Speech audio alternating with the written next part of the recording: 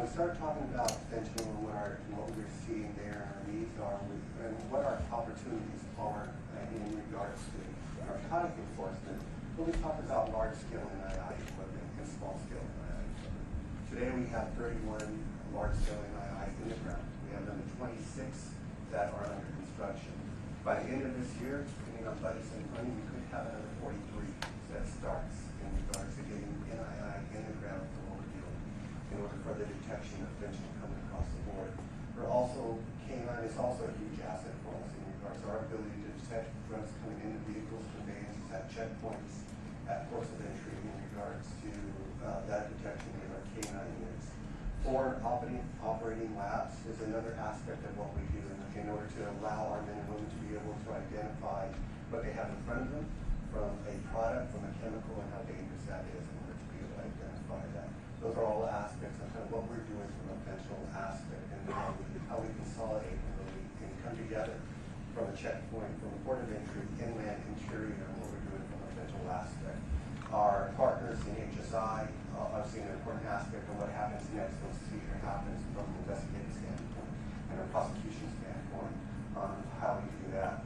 I think from, as you heard today from the agents out in the field, resources are a big part of what we need. When we talk about resources, we talk about technology. Our ability to detect is one thing. So cameras and sensors and those type of things, NII, small scale and large scale. Our ability to get to that detection is the next piece of it. In regards to our personnel being able to get there. So as we talk about resources, surges, demands on what we're seeing today, we talk about where we are with the budget and not having a budget as of yet, that really starts to take toll on what our capabilities are, potentially what we can do for the rest of the year here. So without that budget to support the men and women who do this job every day, it constrains what our ability is and what they can actually do every single day for us to keep this country safe from a national security perspective and an economic security perspective. Because as you look at what we do not only between the ports, but at the ports of entry, when we talk about outbound weapon seizures, which we almost have 600 outbound weapon seizures that happened so far this year. We $2.3 million worth of currency seized on the outbound side that we've also seized this year at our ports of entry. And we talk about the legitimate trade and flow of legitimate traffic coming into the United States as well. That is an important aspect of how we match both our national security mission and our economic security mission. President, the only thing I'll add is the men and women behind you in uniform. These are the courage. These are the heroes. These are the ones that made this happen. We talk about almost 900,000 apprehensions. 15,000 of those are criminals, gang members that they have taken off the street. All the narcotics that have been seized, it's them that has done it. They are the story here. They're the ones that need the backup and the support. We talk about the extra manpower. We talk about the extra force multipliers, technology, infrastructure, equipment. It all goes to them to help to make sure they do their job as well as can be done. And like you and I talked about, sir, to make sure they make it home safe again in their shift. The other thing is amazing is the lack of technology. Cartels and comes up in the sky to use it. Yes, sir. They do. And particularly here in the RGD, we're the leading sector with the detection of drones coming across that border. And the majority of those drones are owned by cartels and criminal organizations, as we've been talking about. Those agents in the field that talk to you today, that's what they express, the need for more technology so that we are able to secure that border and at the same time, increase the officer safety. Because like the chief said, our concern is that they're vulnerable and they're out there doing the job to protect this country, but with the lack of technology, it puts them at risk. Like the personnel. One of the things we're trying to do is get literally thousands more agents, thousands more, 1,500, 1,600 more reporters. We've been dealing with providing the access of what we have 4,500 more. 4,300 more asylum officers, which we'll hear from U.S. Citizenship and Immigration Services. But look, the other thing is, you know, every time you all leave the house and put on that uniform, family wonders what kind of call they're going to get later in the day. And so we owe your families big. I mean that sincerely, from the bottom of my heart. We owe them big for what you do. Thank you, thank you, thank you. We're going to get you more resources.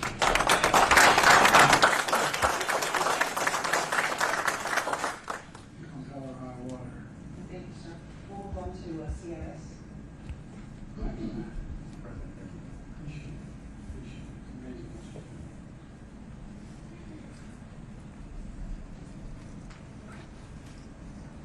£7,093 per animal. I want to put the American people on how many kids are dying.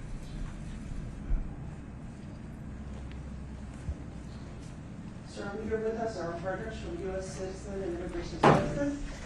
They're going to provide you a brief on some of their efforts.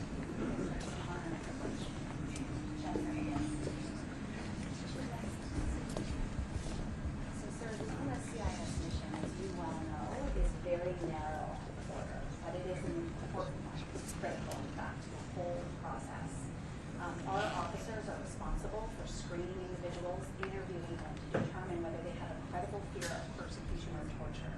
So these are individuals that have been encountered by Border Patrol, they claim to fear, and now they go before an asylum officer who interviews them and makes those decisions. We do have hundreds of very well-trained and dedicated officers like Katisha Jackson, but it's simply not enough. So we've tried to be very creative to better help support the mission since May 12th. So for example, we've leveraged IT technology to create efficiencies, we've leveraged overtime, we've even trained other volunteers from across USCIS to get them trained and able to do this work and support it. We've been very fortunate to be able to complete the highest number of credible fear completions ever in history because of those efforts, but we still need to do more. In fact, when I was an officer, we did 5,000 cases a year. Just since May 12th, over the past 9 months, we've done 71,000 credible fear interviews. But I'd really love for you to hear from Katisha specifically because she lives and breathes this every day as an asylum officer. So I'm an asylum officer at a big student asylum office. As an asylum officer, we wear many hats. We are encountering the applicants for many hours in the day. We're running security checks to make sure that they're not at risk to national security.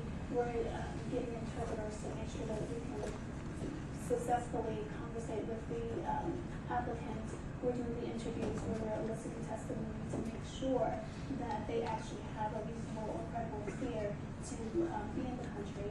And we're asking them, why did you leave your home? And what do you fear from returning? Then we start the adjudicative process. And as we do the adjudicative process, we're trying to find out two things: whether they have a positive, whether they can determine that they do have a credible and reasonable fear, and then we will refer them to the immigration judge to have a full hearing. Second, if they have a negative, then we will make that referral for removal. But I love being an asylum officer. I wake up and choose to be an asylum officer every day. I support the mission. I believe that if we can offer protection to anyone, then that's what I want to do. But right now, asylum officers are so overwhelmed. 71,000 since May 12th is huge. And we need resources, we need bodies. We've had to pull from other areas just to be able to support the mission and do the job. For the last year or so, I've worked 6 days a week doing overtime. I'm not complaining about it because that's something that I choose to do, but I wouldn't have to do it if I had the support behind it. Hey, look, we propose bipartisan, get you 4,300 additional asylum officers. Now. Not tomorrow, not next week, not next year, now. And the idea was most people at the border understand. But when you decide what immigration and credible spirit, you stand well if we get this done. But the interesting thing is, we talked about what happened. Asylum officers, clearly they have reasonable fit to be trying to do reasonable fit. They need to stand. And they said when they see a judge, 5 to 7 years, they see a judge. That's exactly It's right. so true, sir. That's So, so I true. mean, it's bizarre. Yeah, that's true. It's bizarre. for 5 to 7 years, and they're supposed to show up, and 70% show up, okay? Now, what happens in 5 to 7 years? Well, who knows what happens? First of all, 30% don't show up, number one. Number two, when they show up, they have families, they have everything's expanded, everything's different. If we get you these asylum officers, you'll be able to do it in 6 months. Absolutely. And be able to change the dynamic in a big, big way. That's exactly right. But it's crazy. Why? I mean, we have the wherewithal to do this. We have the money to do this. We have the capacity to do this. And you guys have the knowledge to know how to do it. And you say that you don't mind working on I that. don't mind, I don't. Well, God love you. Well, we finally got you some overtime. Yes, yes, yes. Thank you for that. Well, they shouldn't. It's not you. And the sacrifices your families make. I mean, they're real. I wish the average American, I'm not complaining about it, I'm just making the statement. Most Americans don't even understand how complicated this is. We think you have a credible fear. We'll see in about 7 years. Okay? Maybe 10. I mean, it just makes no sense. It makes no sense. I promise you, we're going to fight like the devil to get to this bipartisan proposal that Democrats and Republicans supported. Something's happening right now, but we're going to see if we can clear that up. We appreciate that. Really appreciate it. It was so nice to meet you. Thank you. Thank you. At least you got some overtime. You're trying to do it. It's a long time. But it's not worth it, though. Thank you. Thank you, sir. We'll now come over here with our friends from ICE, HSI, and ICR. Thank you. Gotta stand in my mark. My mark's back here. I got. I'm still where I stand. A little exit. I got to be careful what I do. Mr. President, so my name is Daniel Bible. I'm with ICE Enforcement and Removal Operations. And our mission is pretty much interior enforcement. So what we do is we identify, locate, apprehend, detain, and then remove individuals that are either national security threats or public safety threats, and those other non-citizens that have been found removable from the United States. In FY23, we arrested over 107,000 public safety or national security threats in the interior of the United States, and in the interior of the United States. That's correct, sir. And we removed over 200,000 individuals to over 180 countries. And one of the things that I'm really proud about this year is we're in this FY, in FY24, to date, we have the highest number of removals of these national security threats and public safety threats that we've ever had in the United States right now. Some of the challenges we have is our bed space, right? We are now just under 40,000 people in custody. We're funded for much lower than that right now to keep those people, and the numbers are growing, and every day it gets a little bit more difficult to manage that population. We also have approximately 7 million people on the non-detained docket that we have to monitor through the immigration process, and then if those individuals are found removable from the United States, also execute those removal missions as well. During the last FY, in support of our counterparts over at CBP, we dedicated approximately 20% of our workforce in direct support of border security missions. But those individuals are being pulled away from the interior enforcement, where we're looking at, having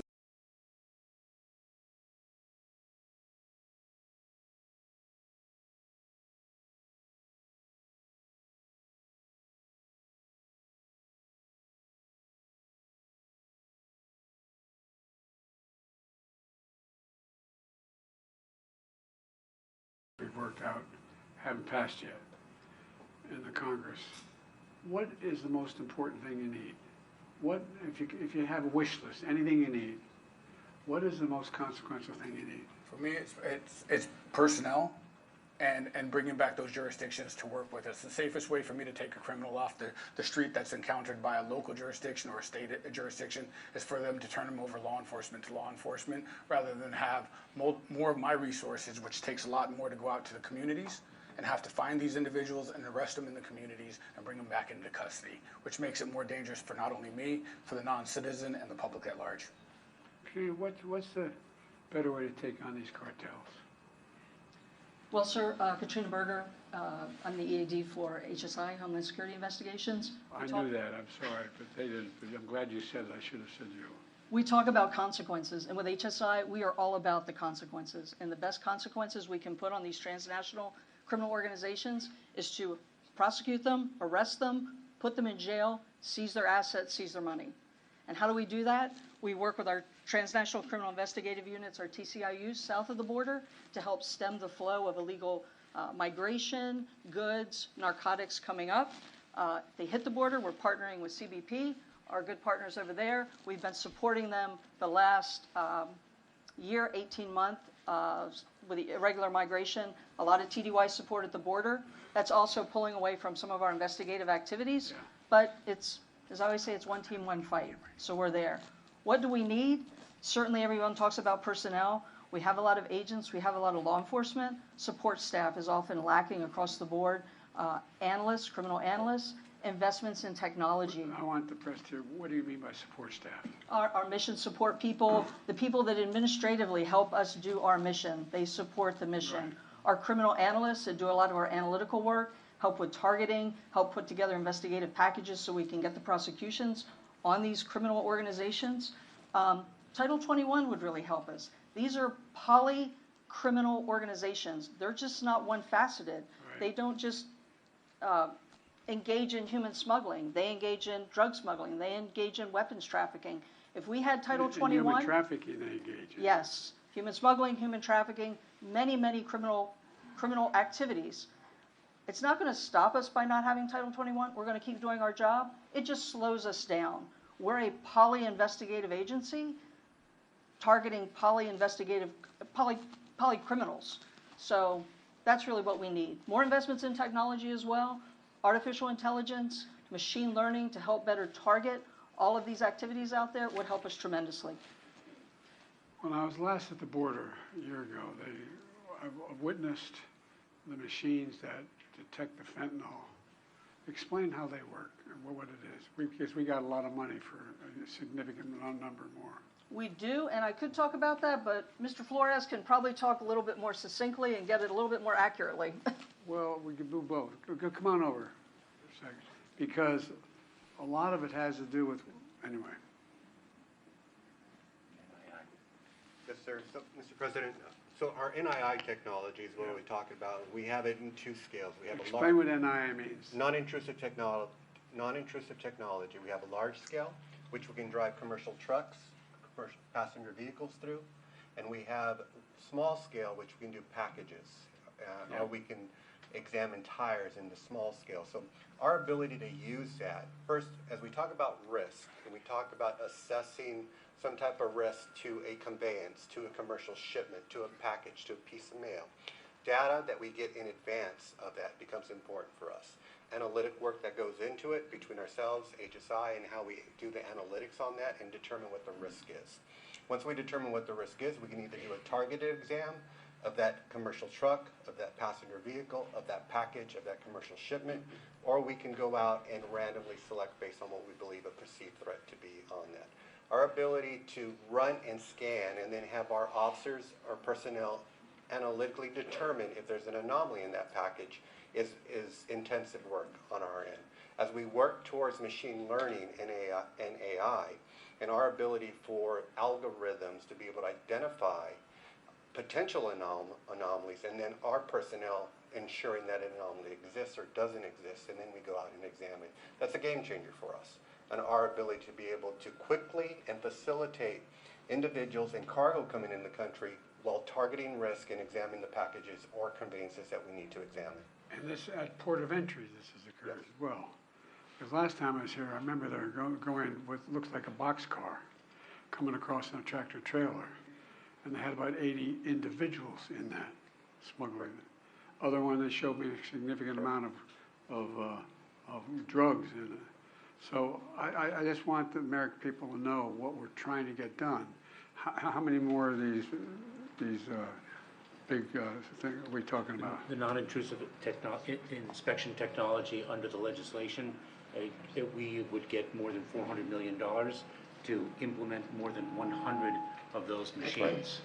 That'd make a difference, wouldn't it? It would, absolutely. And, Mr. President, Pete spoke of the construction projects that we have underway for this year. We can't finish those without additional funding. Well, there's plenty of funding there if we, no, there really is, we can afford, we can't afford not to do this. And we can afford to do it. I mean, for example, the infrastructure work being done at the border crossings. Well, you know, I was able to get a $1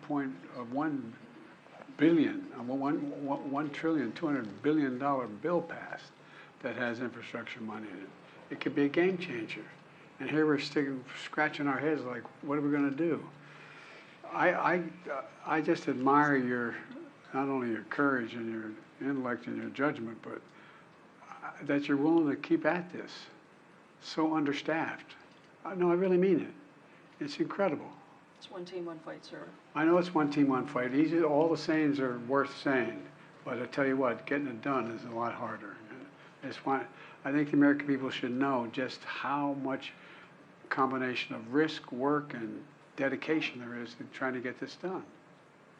Anyway, it's amazing. It's amazing. Thank you, HSI. Thank you, ERO. Sir, it's time for remarks, and our briefers, I invite you to our seats, and then we'll escort you this way. Okay. Great job. Thank you. By the way, Thank you, sir. thanks. The native Delawarean. Where are you from? Georgetown, Seaford. Georgetown, damn, girl. Everybody doesn't understand Southern Delaware the first time around. Say, boy, where are you from? I grew up at a little crossroads called Hardscrabble. Oh, well.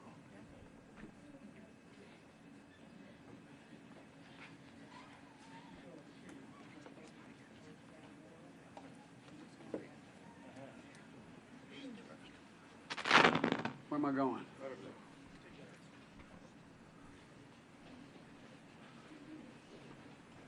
Again, thank you. As my mother would say, please excuse my back. I apologize. Well, folks,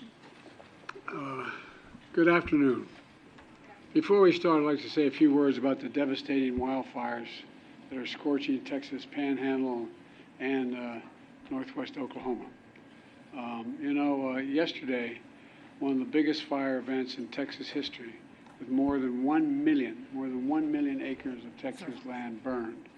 From the start, I directed my team to do everything possible to help protect the people in the communities threatened by these fires. In response to specific requests made from the state, we already have more than 500 federal personnel here working on fire suppression. That includes the deployment of 100 federal firefighters and more on the way, as well as dozens of additional fire engines, air tankers, small planes, helicopters to help fight the flames. And FEMA has already guaranteed that Texas and Oklahoma will be reimbursed for the cost of keeping folks safe. And we're grateful for the brave first responders risking their lives to save others. And we urge folks to listen to the warnings from the local officials, listen to them. I've flown over a lot of these wildfires since I've been president. As a matter of fact, I've been in a helicopter in the west and the southwest and northwest, flown over more land burned to the ground, all the vegetation gone, than this entire state of Maryland in square footage. The idea there's no such thing as climate change, I love that, man. I love some of my Neanderthal friends who still think there's no climate change. Well, my administration is going to keep building on the progress we've made fighting climate crisis, and we're going to help folks rebuild themselves in the wake of these disasters. And we rebuild to the standards that are the up-to-date standards and building codes and the rest. Because if you fly over these areas that are burned to the ground, you'll see in the midst of 20 homes that are just totally destroyed, one home sitting there because it had the right roof on it. And anyway, since I took office, FEMA's provided Texas alone over $13 billion in 3 years in disaster relief after fires and winter storms across the state. And when disasters strike, there's no red state or blue state where I come from. They're just communities and families looking for help. So we're standing with everyone affected by these wildfires. We're going to continue to help you respond and recover. Now, turning to the purpose of my visit. I want to thank Congressman Gonzalez. There you are, pal. I thank him. I thank him for the passport into his district, but he's been a great partner. I also want to thank Mayor Cowan for his partnership, and I want to thank County Judge Trevino for over 30 local officials who've joined us here today. No one works harder for a safe, secure border than all of you. And Secretary Mayorkas has joined us today, and he's joined by 7 mayors and cities and towns across South Texas. 4 county judges here from across the state. I told the county judge that I used to be a county official. It's the hardest job in American politics. You know why? They think you can do everything, you don't have the budget. So anyway. And the 2 leaders from the Texas legislature, State House Leader Trey is here, Trey Martinez Fisher, and the State Senate Leader Carol Alvadero. And all the other local officials that are here today, I want to say thanks. Folks, it's real simple. It's time to act. It's long past time to act. I just received a briefing from the Border Patrol at the border, as well as Immigration and Enforcement, asylum officers, and they're all doing incredible work under really tough conditions. Really tough conditions. They told me what you already know, and we already know. They desperately need more resources. Say it again, they desperately need more resources. Need more agents, more officers, more judges, more equipment in order to secure our border. Folks, it's time for us to move on this. We can't wait any longer.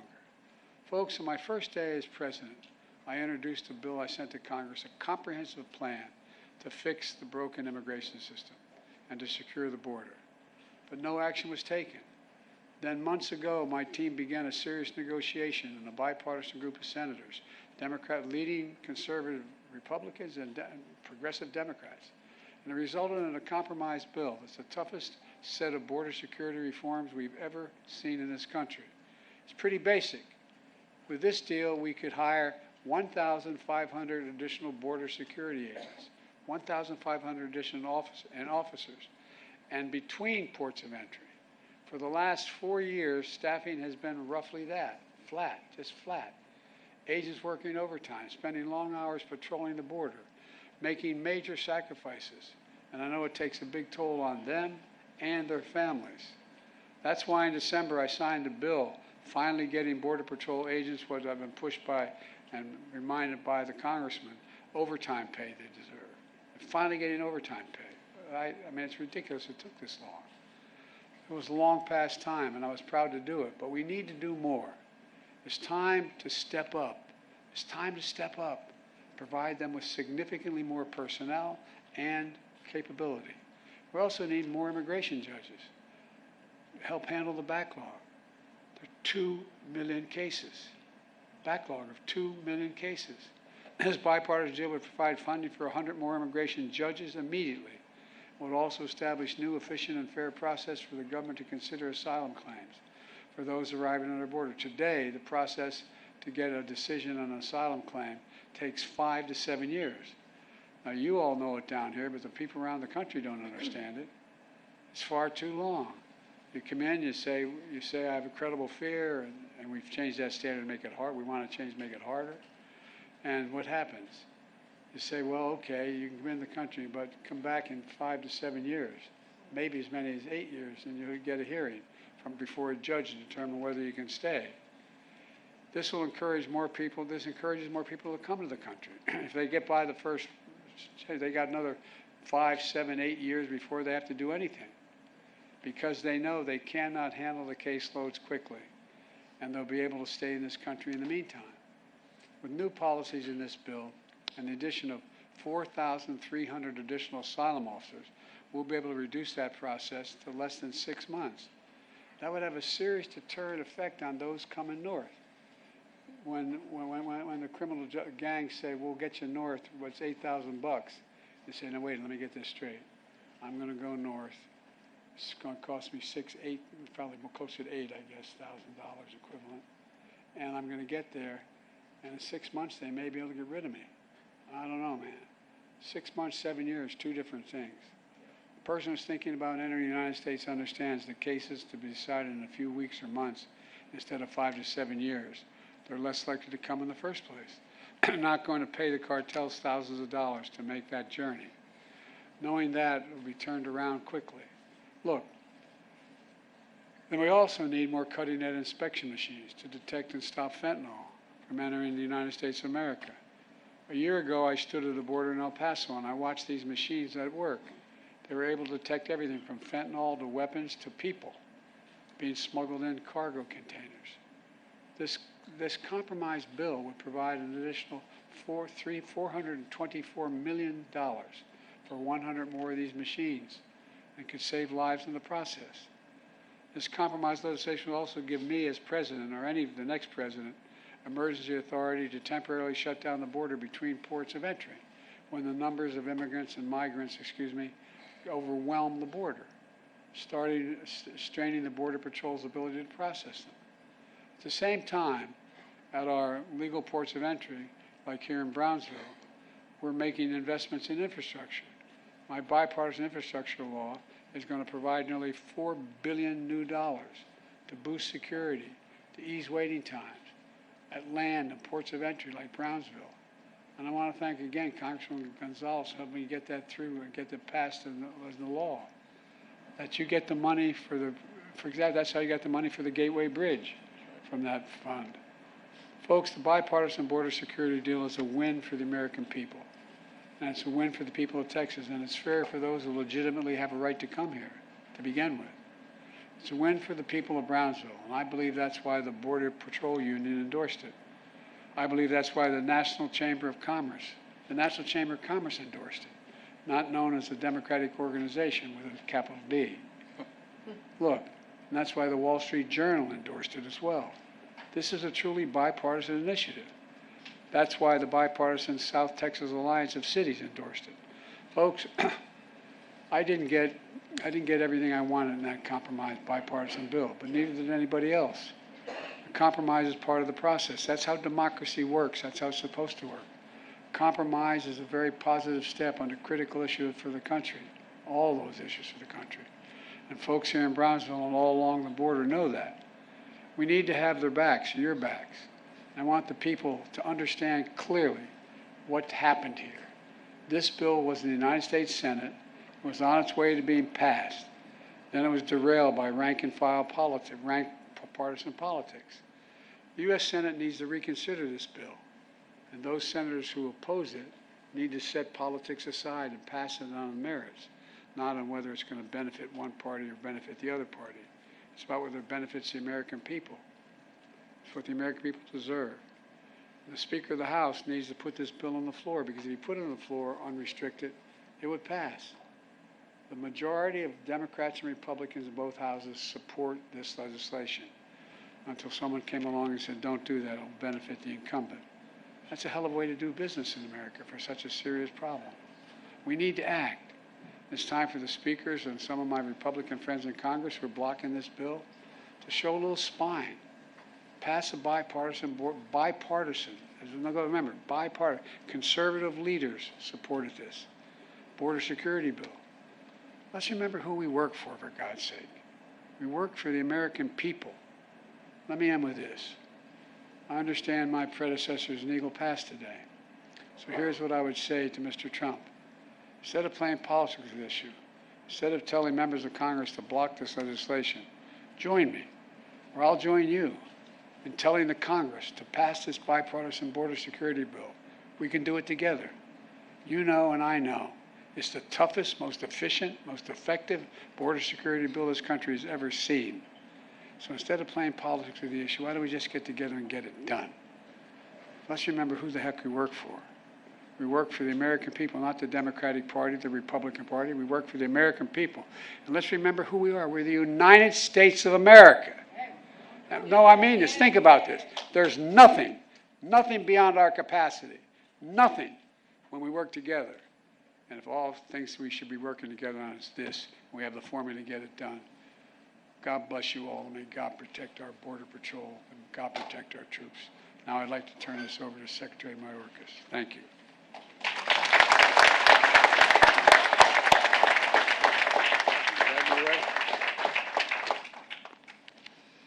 Good afternoon.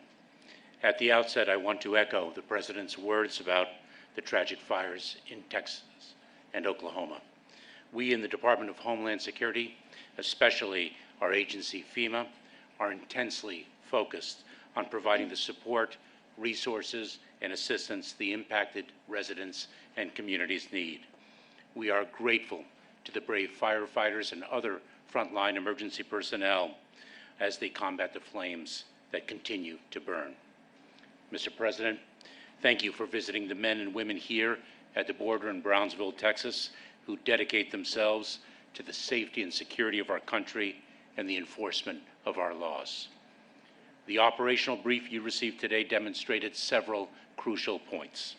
First, you were able to, once again, see up close the extraordinary talent, tireless dedication, and true heroism of our personnel who give so much of themselves every day, many at great personal risk, to secure our border, disrupt and dismantle dangerous cartels and smuggling operations, keep fentanyl out of our communities, rescue victims, and so much more.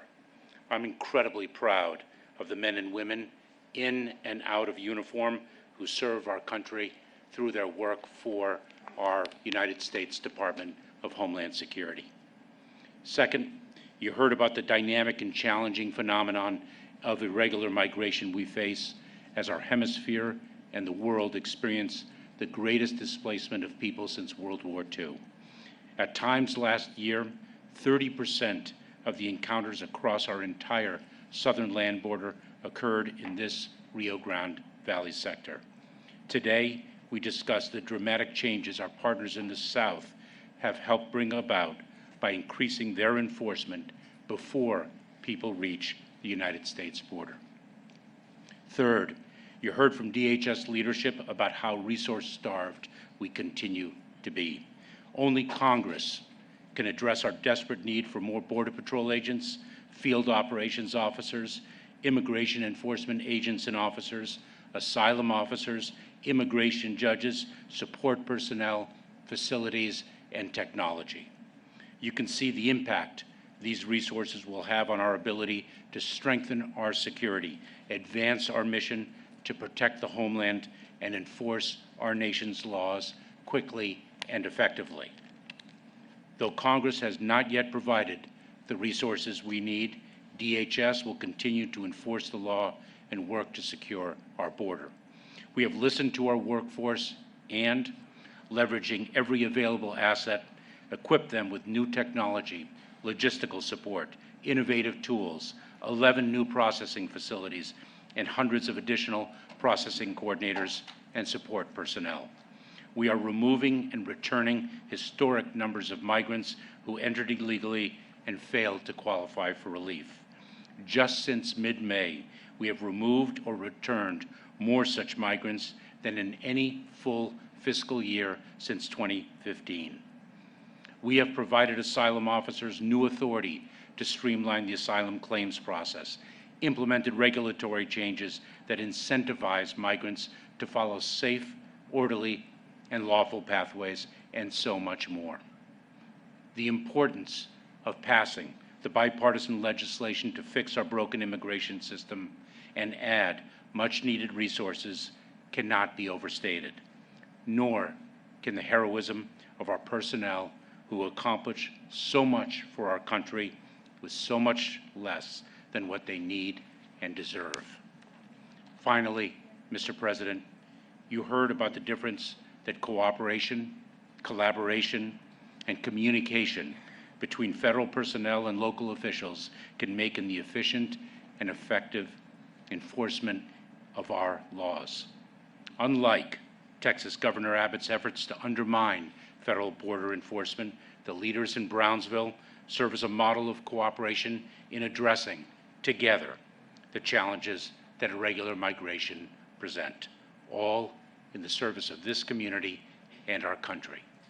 Thank you, Mr. President. Thank you to the public officials here at all levels of government, and thank you to the extraordinary public servants of the United States Department of Homeland Security. It is now my pleasure to introduce Congressman Vicente Gonzalez. Thank you all so much for being here this afternoon. Thank you, Secretary Mayorkas It is my honor to welcome President Joe Biden to the 34th Congressional District of Texas. Let's give him a big, warm welcome. And we hope this is just the beginning of many more visits to our region, not only in this presidency, but in the next. We want to thank him for such critical conversations that we've had on issues that impact us here and across the southern border. But I can't go by without celebrating the recent over $300 million of infrastructure investment that we've received right here to our congressional district. I know when you travel across the valley, you see this massive infrastructure in roads and bridges, but we've especially have received a lot of resources in expanding our ports of entry, our airports, $68 million to deepening and broadening the Port of Brownsville, which will allow larger vessels to come in and more projects to assure that we continue to compete globally in the next generation. And secondly, I'd like to thank folks who are here today who understand that border security is not a Democratic or Republican problem. It's an American problem that requires real bipartisan solutions. And that's why we must enact legislation that enables us to hire more immigration judges, more agents, more infrastructure on our southern border. And the bill that came from the Senate side, that the bipartisan border security package, would do just that. And it would fix many of the problems that are urging our southern border today. And we need to continue with ideas like that. We need to assure that one former president and a partisan rogue group of members of Congress don't stop this progress and don't alleviate the pressure on our southern border. I continue to urge safe zones in the Congress, to create safe zones in places like Guatemala and Panama and possibly Colombia, where migrants can process their asylum claim thousands of miles from our southern border. And it takes the pressure off our southern border, and it assures that cartels don't continue to enrich themselves by trafficking people to our southern border. However, we cannot do this without a bipartisan cooperation, and we need to assure that we continue to nudge that small rogue group of members of Congress, of Republican members of Congress. It's not all of them. It's a small group that are putting a stop on important legislation that could create, could really take the pressure off our southern border and create improved conditions here in South Texas and across our region. So rest assured that I will continue to work with President Biden and members of Congress across the aisle to bring policies that will make things better for everyday Americans, but also secure our southern border. Thank you so much for being here. Thank you to all the stakeholders that are here, that joined us this morning. I could not be more proud than to have all of you here today. So God bless South Texas, and God bless the United States of America.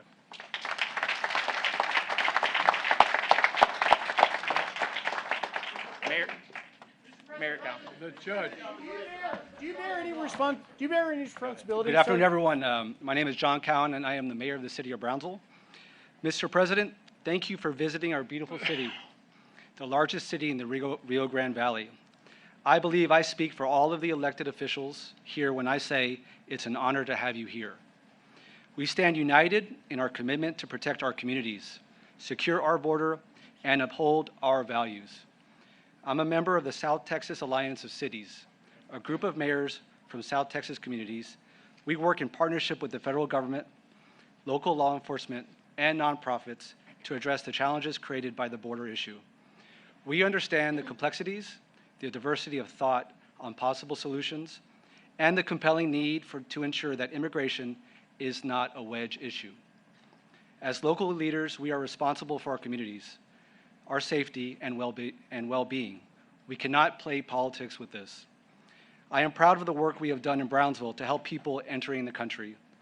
Our approach, called the Brownsville Model, is as compassionate and humane as it is efficient. It prioritizes dignity and care. For 2 years in a row, Brownsville has been named one of the 20 safest cities in America. Mr. President, all of us here are overworked and understaffed. In Brownsville, we have assisted over 240,000 migrants since 2021. Our population is just below 200,000. From El Paso to San Antonio to Brownsville, we all need help. So do our federal partners. We cannot afford to wait. We need to pass the Senate's promising bipartisan border bill that you have championed. We've studied it, and it will give cities critical resources to respond humanely to the migrant challenge. Thank you for your leadership. It's a big deal to have the President of the United States in the Rio Grande Valley. And thank you all for visiting beautiful Brownsville, Texas. Thank you.